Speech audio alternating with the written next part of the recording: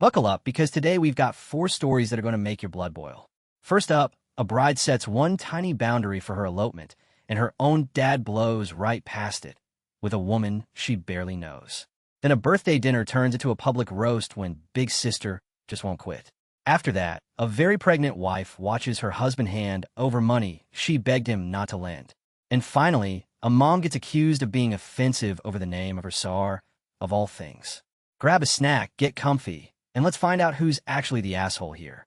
A bride sets one simple boundary for the tiny paperwork ceremony before her elopement, and her dad steamrolls right over it. Not once, but twice, with a girlfriend nobody asked for. Me, 25 female, and my husband, 27 male, recently eloped in Australia. Because we're Canadian, we had to complete the legal paperwork in Canada before we left. It wasn't a wedding or celebration, it was literally just signing paperwork, so our elopement would be legal. We kept it as small as possible. The only people there were me, my husband, my brother, and his fiancée as our witnesses, and I invited my mom and dad as a courtesy. A few weeks beforehand, my dad, 62 male, asked if he could bring his girlfriend, early 50s F, who he's been dating for about a year and a half. For context, I've only met her 3 times before. I politely told him no. I explained that this wasn't our wedding, there wasn't a reception, and it wasn't meant to be a family gathering. It was simply the legal paperwork before we left for Australia. He said he understood. Then the day came, and he showed up late and with her anyway. I was shocked. It felt so awkward because this was supposed to be such a small, private moment with just the people who were directly involved. His girlfriend and I barely know each other, and I couldn't understand why she was there when I had already explained that this wasn't a wedding celebration or a family event. It was just paperwork before we left for our elopement. But I didn't want to start anything before legally marrying my husband, so I swallowed my feelings and let it go. After the paperwork was signed, my husband suggested we take some photos. My husband and I got a few couple pics. I got one with my brother then. I wanted one with both my parents. My parents have been divorced for over 15 years, so this wasn't about pretending to be a family again. I literally just want a picture with my mom and dad on an important day in my life. Instead, my dad stood several feet away from me, barely smiled, and looked like he didn't even want to be in the photo. It honestly made me feel like taking a simple photo with his daughter was somehow uncomfortable for him.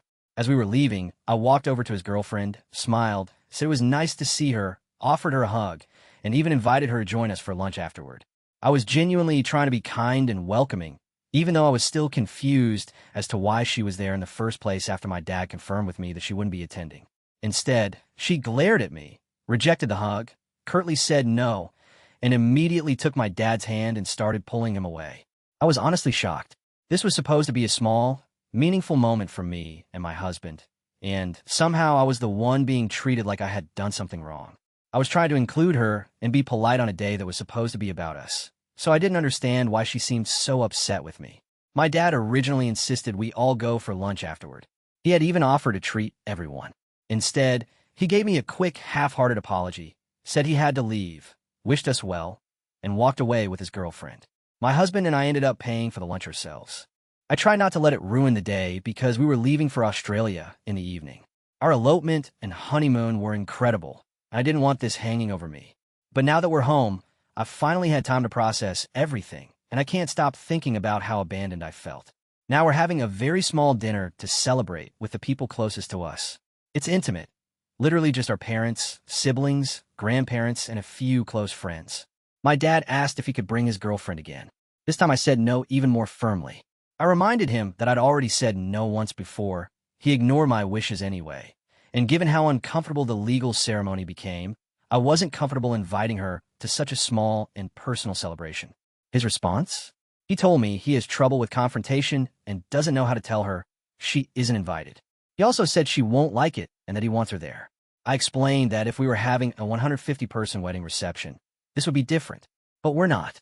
This dinner is intentionally tiny, and every guest was chosen carefully. Now I'm left feeling like my dad is more worried about upsetting his girlfriend of 1.5 years than hurting his own daughter. I understand that confrontation is hard for some people, but I don't think it's fair that the solution becomes me giving up my boundary, so he doesn't have to deal with an uncomfortable conversation. What hurts the most is that I don't feel like I'm asking him to choose between me and his girlfriend. I'm asking him to respect a boundary I set for a very small, meaningful celebration. But after everything that happened at the legal ceremony, It's hard not to feel like he chose keeping her happy over showing up for me.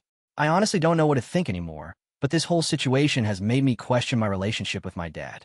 I always imagined my dad would be someone who would want to make me feel loved and supported during major life moments. And instead, I felt like I was the person whose feelings were easiest to dismiss. So, am I the asshole for questioning my relationship with my dad after he prioritized his girlfriend over me during my wedding? Let's see what the comments have to say. This person commented, "But make sure you really hold your dad accountable and say this is my wedding celebration. If you choose not to come, we may never recover from that. Don't make his poor choice more comfortable for him by being too polite." Another commenter said, "And also tell him if he turns up with her, they will both be asked to leave. You're possibly the easiest to dismiss, but it's more likely he's thinking with the wrong head and desperate to be in a relationship." Yeah, the comments are all the way on her side here. They're basically begging her to hold that boundary and stop making her dad's cowardice comfortable. But what do you think? So what do you guys think? Was this person the asshole? Drop your verdict in the comments below. A woman's cozy birthday dinner turns into a full-on roast session when her older sister just cannot resist cracking joke after joke at her expense in front of everyone. So, 24 female, had my birthday a couple weeks ago, and I invited my parents, my sister, 27 female, some friends, and my boyfriend over. Nothing huge, just dinner and cake in my apartment. My sister has always been the type that kind of has to be the center of attention, but usually I just ignore it because everyone says that's just how she is. Well, halfway through dinner, she starts making jokes about how my apartment looks like an IKEA display because I like everything matching. Everyone laughed a little, and I laughed too, because whatever. But then she kept going and started making comments about my job, saying, "At least someone has to make enough money to buy fake plants." And then she brought up something really embarrassing from high school that I haven't thought about in years. At that point, I was honestly just annoyed because it stopped feeling like jokes and more like she was trying to get everyone laughing at me. My boyfriend even changed the subject a couple times, but she kept bringing it back. After everyone left, she texted me saying I was acting weird all night, and I told her yeah, because she wouldn't stop making fun of me. She said I was being dramatic and that nobody else had a problem with it. Fast forward to now, and my mom asked if my sister is coming to a barbecue I'm hosting next month, and I said no, I don't really want her there if she's just going to spend the whole time taking shots at me. Now my mom is upset, saying I'm creating family drama over a few jokes, and my sister says I'm punishing her over nothing. Part of me feels like maybe I should just let it go because it was only one night, but also I don't really want to spend another event waiting for the next comment. Am I the asshole for not inviting her this time, or am I making too big of a deal out of it? Let's see what the comments have to say. This person commented, "Mom doesn't have to come either." Another commenter said, "I would add to this. Get Mom 2 sticks and a pack of marshmallows. She can hang out with sister and they can roast each other." The comments jumped on this one fast, and a lot of them are ready to hand Mom a couple of marshmallow sticks and send her off to roast with the sister. But is this justified or too big a deal over a few jokes? What's your verdict? If you're enjoying these stories so far, remember to leave a like and subscribe for more. 9 months pregnant and about to go into labor any day, this woman watches her husband hand cash to a mooching friend right after she begged him not to. I'm currently 38 weeks pregnant, so I could go into labor any day now. Recently, one of my husband's friends asked to borrow money. I told my husband I wasn't comfortable with it, especially with our baby due so soon, and asked him not to lend him anything. A few days later, he told me he'd done it anyway. The money itself isn't what hurt me the most. It's that we talked about it beforehand. I told him how I felt. He ignored my concerns, made the decision anyway, and only told me afterward. That really damaged my trust. The friend isn't someone I trust either. He's lied to my husband, talked behind his back, constantly asks him for money, and is making it difficult for my husband to leave a business they have together. Even after all that, my husband still struggles to say no to him because he says he wants to make everyone happy. On top of that, my husband's boss had agreed to let him work from home because I'm about to give birth. But because he didn't communicate properly with a colleague before they went on holiday, it now looks like he'll have to go into work instead of being at home with me if I need him. When I told him how hurt I was, he said he's just trying to make everyone happy and that people always end up turning against him. But from my perspective, by trying to keep everyone else happy, he's the one disappointing me. I feel like he isn't thinking about what our family needs right now or how his decisions affect me. We're still trying to build our future together, and instead of feeling like we're making decisions as a team, I feel like I'm finding out about things after they've already happened. I eventually told him that he's ruining our marriage because I feel like I'm losing trust in him and his judgment. He thinks I'm overreacting and says he was only trying to help someone. Am I the asshole? Let's see what the comments have to say. This person commented, he has to set boundaries, priorities, and grow a spine. Another commenter said, he said he's just trying to make everyone happy and that people always end up turning against him. That's what happens when you try to make your crappy friend happy at the expense of your wife and child. The comments are not having the husband's whole. I just want everyone happy routine. They say he needs to grow a spine and put his wife and baby first. But tell me if you see it differently. So what do you guys think? Was this person the asshole? Drop your verdict in the comments below. A mom named the family car after a cute little play on the model name. And 3 years later, a total stranger at summer camp decided it was offensive. My little family has a tradition of naming our cars. Our last one was a Toyota Yaris, and the first thing my best friend said when he saw it was, "It looks like a turtle." Naturally, we named it Yertle. 3 years ago, we got a Toyota RAV4. Carrying on the tradition, we named it Ravi. It was an obvious play on RAV, and it was fun and easy for our then 2-year-old. I never gave it a second thought. But today, while picking my daughter up from summer camp, she asked, "Mom, did you bring Ravi?" Another mom overheard and asked, "Oh, who's Ravi?"